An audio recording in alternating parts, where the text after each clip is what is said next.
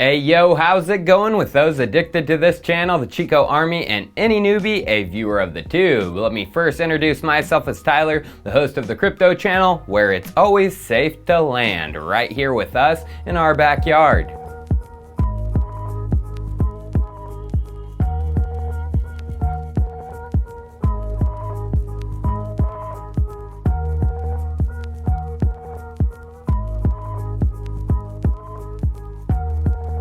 You know how we clinch our bunghole. It's time for Chico Crypto. You want to know who else is clinching their bungholes? Centralized exchanges, who have had the power in the crypto space since trading began with Mt. Gox, and now they are starting to realize that they may just be losing that grip of power. Decentralized exchanges, DEXs, and swapping protocols are here, and if you couldn't tell, they are surging. In January of 2019, total DEX volume was just $40 million. Last month, June 2020, 1.5 years later, total volume was over $1.5 billion.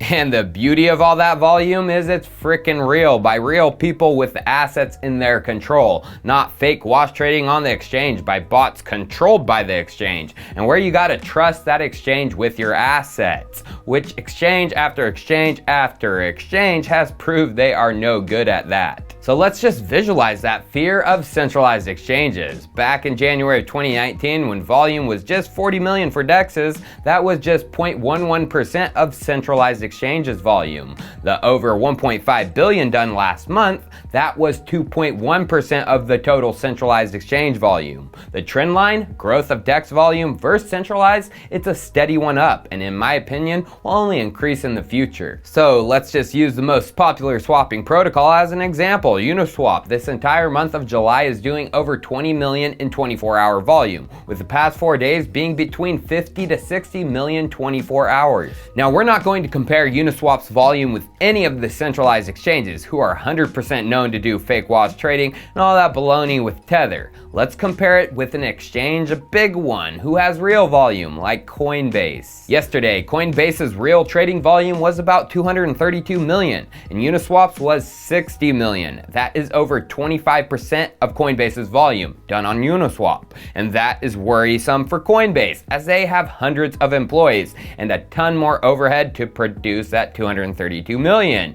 Uniswap has maybe 8 or 9 distributed employees and basically no overhead. And that is exactly why Coinbase decided to invest in Uniswap. In early April, Coinbase put out this blog post. Coinbase USDC Bootstrap Fund invests in Uniswap and pooled together. From the post, it says, in a little over a year, Uniswap has grown from 0 to 31 million, well now 60 million, of liquidity, and now has exchanges, also known as pools, for well over 880 tokens. USDC Bootstrap Fund has provided $1 million of liquidity to the USDC and Ethereum pool. So do you get it? Uniswap is a protocol. The only way to invest as of right now is to provide liquidity, which even Coinbase is doing, pumping up their competitor and already bending the knee. Because they tried to get into the DEX space already. In 2018, the Brian Armstrong announced they acquired Paradex, and the post said, "We're thrilled to announce the acquisition of Paradex,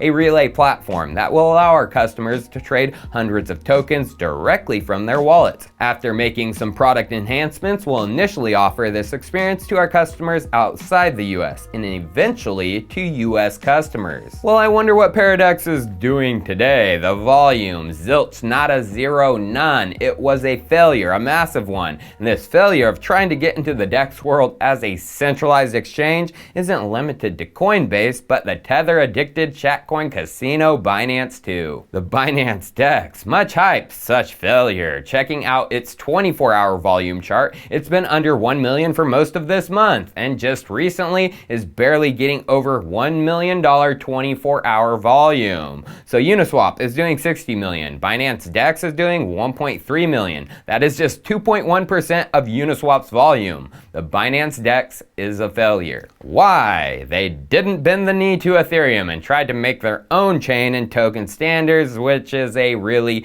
bad idea. You better integrate with Ethereum Ethereum or get ready to be left behind. So we are working on a decentralized exchange ourselves. Decentralized exchanges will be the future. Because all the developers are building with Ethereum. A recent report by Lead Block Partners found that Ethereum is #1 for enterprise development, controlling 27% share. They control enterprise. And then in the dAPP space, look at that control. Outlier Ventures just last month showed Ethereum has nearly 80% of total smart contracts built on it, and over 82% of the dApps built on it. No other platform comes close. But also from that Outlier Ventures report, we need to look at something, the change in active developers. The worst was EOS, then Bitcoin Cash, then Tron, and Cardano. But look at the best, who gained the most active devs in Q2 of this year. Polkadot, with a number absolutely surging since January 2020. I wonder why, because they are not trying to leave Ethereum behind, but complement the platform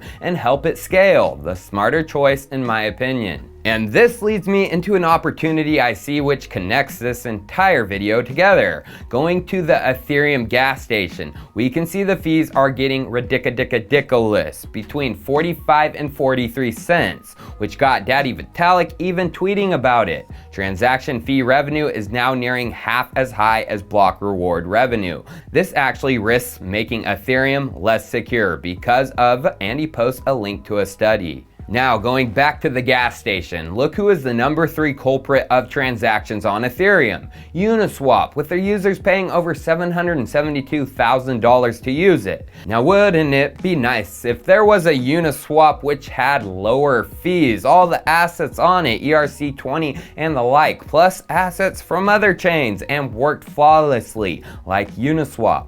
Well, it's coming with Polkaswap, which I covered recently and is why the token and network behind it, the Sora Network, is one of my top recent picks. And the players behind Polkaswap put out a nice Medium post just 5 days ago, explaining it better than I can. Let's see what they said. Nice headline, DeFi is eating CeFi. And then a section on Polkaswap versus Ethereum-based DEXs, like Uniswap. In it they say, Polkaswap has the capability to go beyond the limits of current Ethereum DEXs, with the opportunity to add tokens from the Polkadot ecosystem as well as other blockchains to the exchange. In doing so, the traded pairs on Polkaswap are not limited to ERC20 tokens like other DEXs, but can be any blockchain that can be connected to Polkadot, like Bitcoin.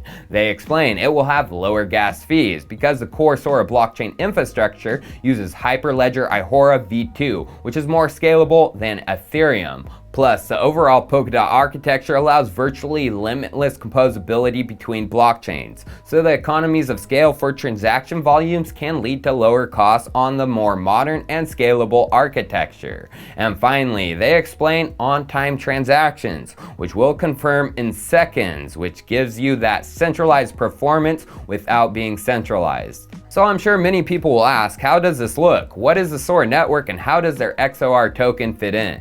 Well, this design of it shows it pretty well, which consists of their Hyperledger Ihora, which has a DEX in it, aka Polkaswap, plus any other dApps, and the bridge chain. The Sora network encompasses all of this, plus some, including the Substrate Bridge parachain and the Sora Polkadot wallet. Now, I said plus any other dApps. Well, in the Medium article in the Sora section explainer, they say this. Besides Polkaswap, one of the main applications running on the Sora network is the Sora decentralized economic system itself, which, going to their website, they have a live functioning application for this, the Sora app.